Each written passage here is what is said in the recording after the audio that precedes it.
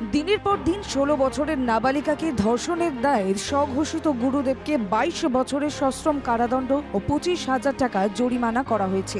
অনাদায়ে 6 মাস অতিরিক্ত জেল হেফাজতের সাজা ঘোষণা করেছেন পক্সো আদালতের বিচারক চিন্ময় চট্টোপাধ্যায়। ধর্মশিক্ষার নাম করে মাদক খাইয়ে 16 বছরের নাবালিকাকে স্বঘোষিত ধর্মগুরু ধর্ষণ করেন, যার কারণে অন্তঃসত্ত্বা হয়ে পড়েন ওই নাবালিকা। সাজাপ্রাপ্ত ধর্মগুরুর নাম বাসুদেব পাত্র, বয়স 51 বছর। এই ঘটনায় অভিযোগ দায়ের হয় 2023 সালের 28 সেপ্টেম্বর।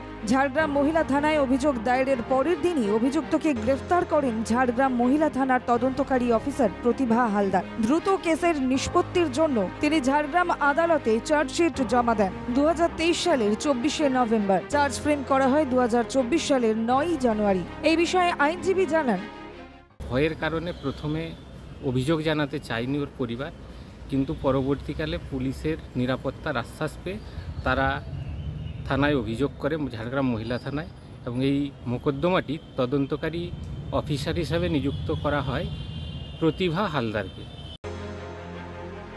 দোষী ব্যক্তির ডিএনএ টেস্ট করে দেখা যায় সেই ওই নাবালিকার শিশুটির বাবা। এরপর মহামান্য বিচারক মঙ্গলবার অভিযুক্ত বাসুদেব পাত্রকে দোষী সাব্যস্ত করে বুধবার সাজা ঘোষণা করেন। বুধবার বিকালে সাংবাদিক সম্মেলন করে ঝাড়গ্রাম জেলার অতিরিক্ত পুলিশ সুপার সৈয়দ মোহাম্মদ মামদুল্লাহ হাসান বিষয়টি জানান।